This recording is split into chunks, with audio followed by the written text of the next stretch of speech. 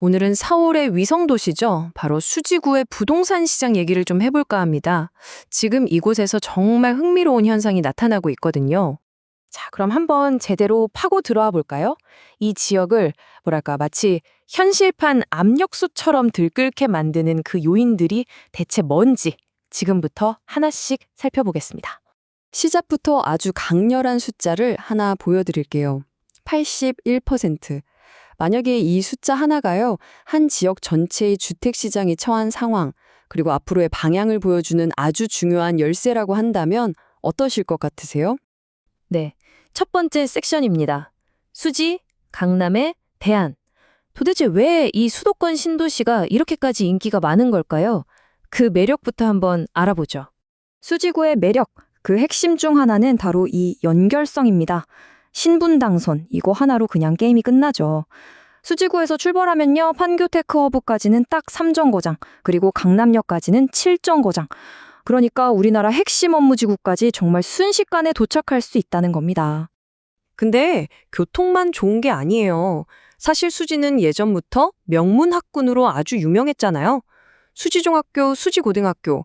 이 지역의 학부모님들이나 학생들 사이에서는 최고의 선택지로 꼽히죠. 바로 이 점 때문에 아이 키우는 가족들이 수지구를 그렇게나 선호하는 겁니다. 자, 이제 두 번째 섹션, 노후화된 도시의 주택난입니다. 여기서부터가 진짜 중요한데요. 이렇게 인기가 많은 곳인데도 불구하고 지금 수지구는 아주 심각한 주택난을 겪고 있습니다. 이게 바로 시장을 압박하는 그 압력솥의 첫 번째 압력입니다. 맨 처음에 보여드렸던 숫자 81% 기억나시죠? 이 그래프를 보시면 그 의미가 바로 와닿으실 겁니다. 수지구 아파트 중에서 지은 지 15년이 넘은, 그러니까 우리가 흔히 말하는 구축 아파트 비율이 무려 81.9%에 달합니다.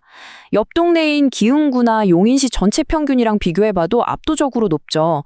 한마디로 새 아파트가 절실히 필요하다는 신호입니다. 그런데 이게 끝이 아니에요. 두 번째 압력이 더해집니다. 바로 공급 절벽이죠. 보세요. 2025년, 26년, 27년, 28년. 앞으로 4년 동안 수지구에 새로 들어올 아파트가 말 그대로 영체입니다. 영체에 완전히 공급 파이프라인이 막혀버린 거죠. 사실 이런 공급 부족은 갑자기 생긴 게 아니에요. 2021년부터 2025년까지, 그러니까 지난 몇 년간 수지구에 공급된 신규 아파트는 다 합쳐서 겨우 571세대 뿐이었습니다. 이건 용인시 전체 공급량의 2.5%밖에 안 되는 정말 적은 양이거든요. 그러니까 새 집에 대한 수요는 계속 쌓여만 가고 있었다는 거죠. 자, 그럼 정리해볼까요? 새 집을 원하는 사람은 많은데 집은 턱없이 부족하다. 이런 상황에서 시장은 어떻게 움직일까요? 자, 세 번째 섹션, 그 해결책을 한번 들여다보겠습니다. 실제 신규 아파트 프로젝트를 예로 들어서 이 압박에 시장이 어떻게 반응하는지 보여드릴게요. 바로 수제자이 에디션 같은 프로젝트가 그 예입니다. 총 480세대 규모의 최고 25층 높이로 지어지는 새 아파트 단지죠. 특히 주차 공간이 세대당 1.5일대로 넉넉한 편인데 이런 점들이 바로 낡은 아파트에 살던 주민들의 현대적인 주거 공간에 대한 갈증을 해소해 주는 거죠. 이런 신규 단지들이 바로 그 공급 부족에 대한 시장의 직접적인 응답인 셈입니다. 자, 네 번째 섹션, 다가오는 개발의 물결입니다. 근데요, 이게 단순히 새 아파트 하나 들어서는 걸로 끝날 얘기가 아닙니다. 지금 수지구를 포함한 이 지역 전체가 그 경제지도 자체를 완전히 바꿔버릴 어마어마한 변화를 앞두고 있거든요. 압력이 훨씬 더 거세질 거란 얘기죠. 그 변화의 핵심, 바로 용인 플랫폼 시티입니다. 2030년 완공을 목표로 하는 진짜 거대한 도시개발 프로젝트인데요. 무려 8조 3천억 원이 투입돼서 첨단 산업단지를 만들고 이걸 통해서 약 5만 5천 개의 새로운 일자리가 생겨날 것으로 예상됩니다. 정부의 공식적인 계획에서도 이곳을 뭐라고 부르냐면요. 수도권 남부의 핵심 경제 거점이라고 표현합니다. 말 그대로 이 지역 전체를 먹여 살릴 경제의 중심축으로 만들겠다는 거죠. 그러니까 핵심은 이겁니다. 지금까지의 수지가 서울로 출퇴근하는 사람들이 모여 사는 학군 좋은 주거 중심지였다면 앞으로의 수지는 자체적으로 좋은 일자리가 넘쳐나는 경제 중심지, 그러니까 자급자족이 가능한 도시로 완전히 탈바꿈한다는 겁니다. 기술 R&D 허브가 되는 거죠. 그리고 이런 변화가 수지구에서만 일어나는 게 아니라는 게 또 중요해요.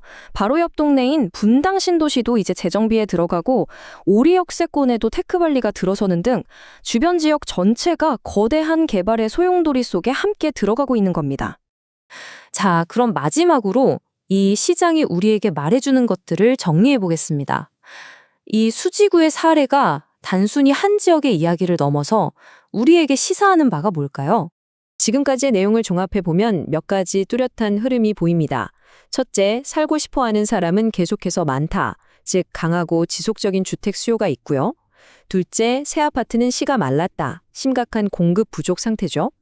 셋째, 앞으로 이 지역에 엄청난 경제 성장이 예정되어 있다는 겁니다. 이 모든 요인들이 가리키는 방향은 단 하나, 바로 부동산 가치의 상승 가능성입니다.